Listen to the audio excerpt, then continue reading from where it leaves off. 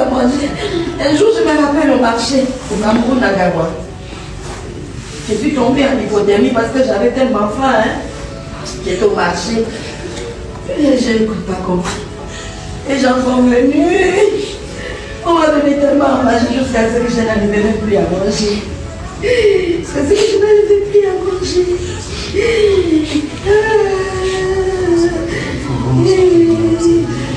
Toujours appeler l'enfant de l'enfant.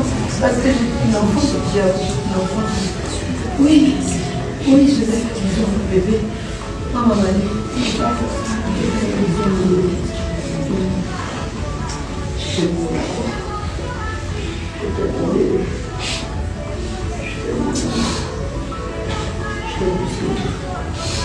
Je t'aimerai toujours. J'ai dit que mon bébé. Tu me laisses mon bébé. Tu as voulu la voiture blanche. Elle voulait s'acheter la voiture blanche. Et c'est les cercueils blancs qu'elle a mis. Voiture blanche et un goyo. Voiture blanche et un goyo.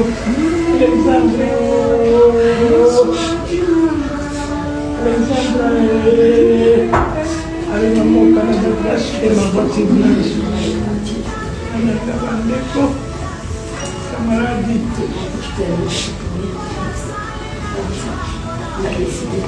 Mais c'est on m'appelle toujours maman d'Alexandre. Sinon là on ne peut pas me la retirer. Même si quand tu seras plus loin, c'était toujours la maman d'Alexandre. La maman d'Alexandre. La maman d'Alexandre, je ne m'appelle plus Roselyne, je m'appelle Alexandre. Alexandre, maman, mon amour.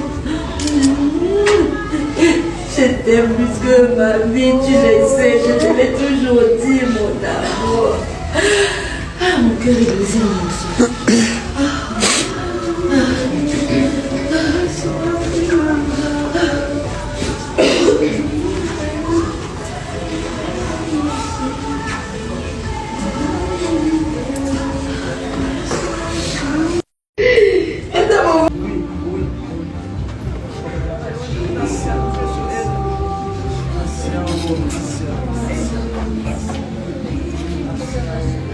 Courage, papa.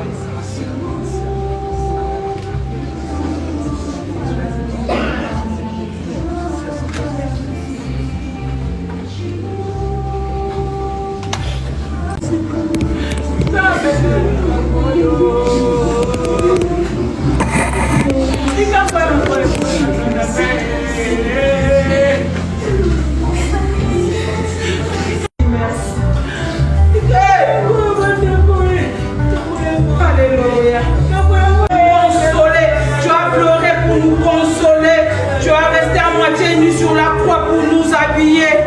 Merci pour l'aide de savoir brisé de la croix. Alléluia. Hey.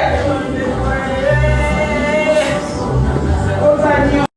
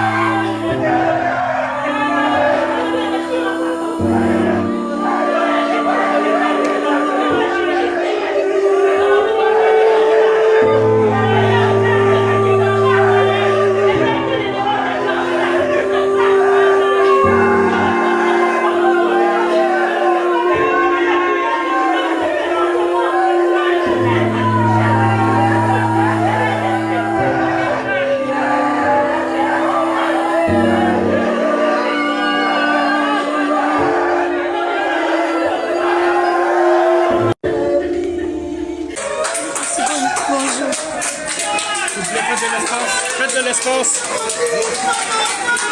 C'est qui ça m'a dit, Maya?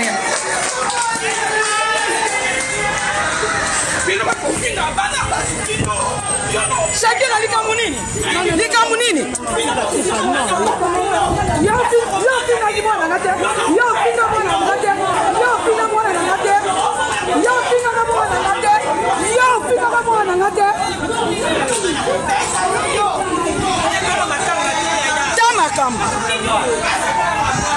Oh, excusez.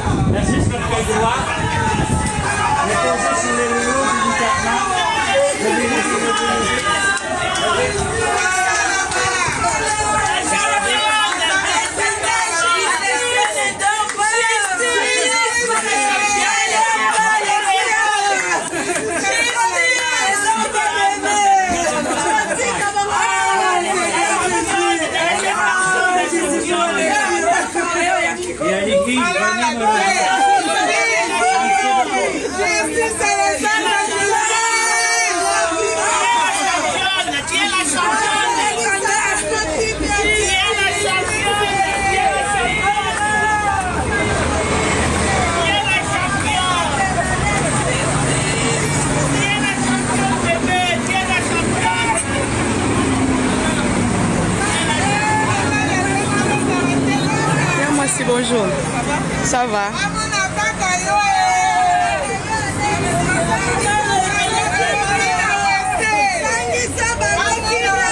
Et comme il y a solo.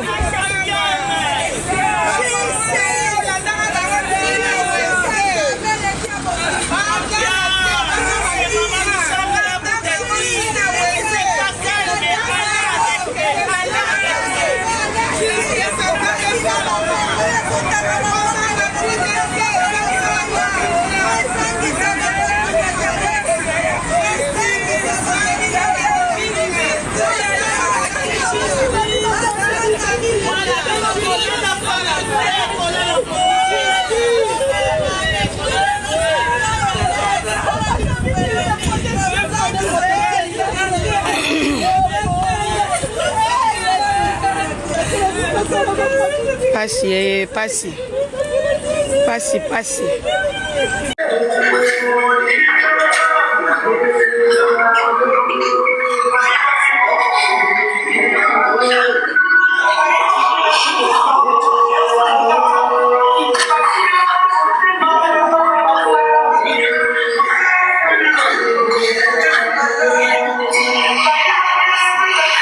Ayanda Kaka.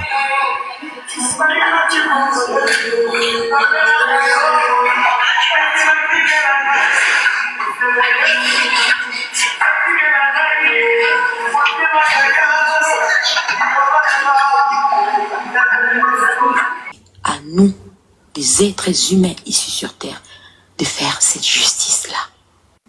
Alors là, je vous dis merci. Sachez vraiment que tout ce qui m'envoie beaucoup d'amour, je le reçois. Je le reçois. Et malheureusement, on fait connaissance dans une situation tragique que je n'aurais pas aimé. J'aurais aimé faire votre connaissance des pères ou de mères ou des étudiants pendant que je serais venue quand ma princesse serait très belle, en toge. Et non, j'ai fait votre connaissance, ma fille, dans un cercueil. Elle voulait, dans son carnet intime, elle voulait s'acheter une maison, s'acheter une voiture blanche ou noire. Et voilà, c'est le cercueil blanc qu'elle a eu à la place. Ma douleur est profonde. Mettez-nous dans vos prières. Mettez-nous dans vos prières. Et n'arrêtez pas, comme je disais, n'arrêtez pas de croire en Dieu. Ceux qui croient vraiment en Dieu, n'arrêtez pas de croire en Dieu, parce que c'est lui qui a voulu. Oui, ça c'est la chair et le cœur d'une mère qui parle et qui n'a porté qu'un seul enfant. Mais n'arrêtez pas de croire en Dieu, parce que c'est lui qui a voulu. S'il ne voulait pas, cela n'allait pas arriver. Pour la fin, je vous dis encore merci. Un merci intarissable. Et voilà. Merci. Merci beaucoup.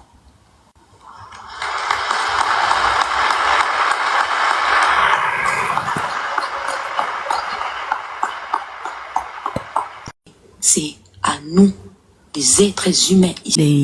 Mille et une fois, Alexandra était mon unique bébé que j'ai accouché à mes 17 ans. Le 22 novembre, j'aurai 38 ans. Et mon bébé, elle aura éternellement 21 ans. La douleur, cette douleur que je ressens, je l'ai dit et je le répète, même à mon pire ennemi, je ne le souhaiterais pas. Même s'il faudrait que je paye de l'argent pour que cela n'arrive pas à mon pire ennemi, je le ferai. Vous me voyez sûrement peut-être devant vous, mais intérieurement, je ne sais pas. Et je passe mon temps. Quand il m'arrive à parler ou à prier, je parle à Alex et je parle à Dieu. Je dis, donne-moi la force de continuer. Parce que après, il va te falloir une justice, il va falloir une paix pour moi, pour pouvoir continuer à vivre, à avancer et à être là pour tes frères et sœurs qui sont restés. J'ai sûrement perdu Alexandra, mais j'ai gagné autant de monde. Je me sens, je m'autoproclame la maman de tous les étudiants ou de tous les enfants. Donc je ne mérite pas que ce qui est arrivé à mon enfant puisse encore se répéter. Oui, sûrement, peut-être pour Alexandra, c'est le destin. On ne refuse pas. Mais dans la logique de la chose, comme on dit, c'est les enfants qui sont appelés à enterrer les parents et pas les contraires. D'où la douleur. Mais seul Dieu sait le pourquoi. Et moi, je me plie à sa volonté. Comme je l'ai encore dit, la justice divine, elle existe parce que je sais qu'elle travaille déjà, mais la justice terrestre existe aussi et c'est à nous, des êtres humains ici sur terre, de faire cette justice-là. Alors là, je vous dis merci. Sachez vraiment que tout ce qui m'envoie beaucoup d'amour, je le reçois. Je le reçois et malheureusement, on fait connaissance dans une situation tragique que je n'aurais pas aimé. J'aurais aimé faire votre connaissance des pères ou de mères ou des étudiants pendant que je serais venue quand ma princesse serait très belle, en toge. Et non, j'ai fait votre connaissance, ma fille, dans un cercueil. Elle voulait, dans son carnet intime, elle voulait s'acheter une maison, s'acheter une voiture blanche ou noire. Et voilà, c'est le cercueil blanc qu'elle a eu à la place. Ma douleur est profonde. Mettez-nous dans vos prières. Mettez-nous dans vos prières. Et n'arrêtez pas, comme je disais, n'arrêtez pas de croire en Dieu. Ceux qui croient vraiment en Dieu, n'arrêtez pas de croire en Dieu, parce que c'est lui qui a voulu. Oui, ça c'est la chair et le cœur d'une mère qui parle, qui n'a porté qu'un seul enfant. Mais n'arrêtez pas de croire en Dieu, parce que c'est lui qui a voulu. S'il ne voulait pas, cela n'allait pas arriver. Pour la fin, je vous dis encore merci. Et mille et une fois, Alexandra était mon unique bébé. Dire merci en fait. Je ne sais pas comment je fais pour me réveiller, même parce que je ne sais pas si je me réveille, je ne sais pas si je dors, mais je ne sais pas comment est-ce que je fais pour être là devant vous et à parler. Parce que la vie est infernale pour moi. Je l'ai dit et je le répéterai mille et une fois. Alexandra était mon unique bébé que j'ai accouché à mes 17 ans. Le 22 novembre, j'aurai 38 ans. Et mon bébé, elle aura éternellement 21 ans. La douleur, cette douleur que je ressens, je l'ai dit et je le répète, même à mon pire ennemi, je ne le souhaiterais pas. Même s'il faudrait que je paye de l'argent pour que cela n'arrive pas à mon pire ennemi, je le ferai. Vous me voyez sûrement peut-être devant vous, mais intérieurement, je ne sais pas. Et je passe mon temps. Quand il m'arrive à parler ou à prier, je parle à Alex et je parle à Dieu. Je dis, donne-moi la force de continuer. Parce que après, il va te falloir une justice, il va falloir une paix pour moi, pour pouvoir continuer à vivre, à avancer et à être là pour tes frères et sœurs qui sont restés. J'ai sûrement perdu Alexandra, mais j'ai gagné autant de monde. Je me sens, je me proclame la maman de tous les étudiants ou de tous les enfants. Donc je n'aimerais pas que ce qui est arrivé à mon enfant puisse encore se répéter. Oui, sûrement, peut-être pour Alexandra, c'est le destin. On ne refuse pas. Mais dans la logique de la chose, comme on dit, c'est les enfants qui sont appelés à enterrer les parents et pas les contraires. D'où la douleur. Mais seul Dieu sait le pourquoi. Et moi, je me plie à sa volonté. Comme je l'ai encore dit, la justice divine, elle existe parce que je sais qu'elle travaille déjà, mais la justice terrestre existe aussi et c'est à nous, des êtres humains issus sur terre, de faire cette justice-là. Alors là, je vous dis merci. Sachez vraiment que tout ce qui m'envoie beaucoup d'amour, je le reçois. Je le reçois et malheureusement, on fait connaissance dans une situation tragique que je n'aurais pas aimé. J'aurais aimé faire votre connaissance des pères ou de mères ou des étudiants pendant que je serais venue quand ma princesse serait très belle, en toge. Et non, j'ai fait votre connaissance, ma fille, dans un cercueil. Elle voulait, dans son carnet, elle voulait s'acheter une maison, s'acheter une voiture blanche ou noire. Et voilà, c'est le cercueil blanc qu'elle a eu à la place. Ma douleur est profonde. Mettez-nous dans vos prières. Mettez-nous dans vos prières. Et n'arrêtez pas, comme je disais, n'arrêtez pas de croire en Dieu.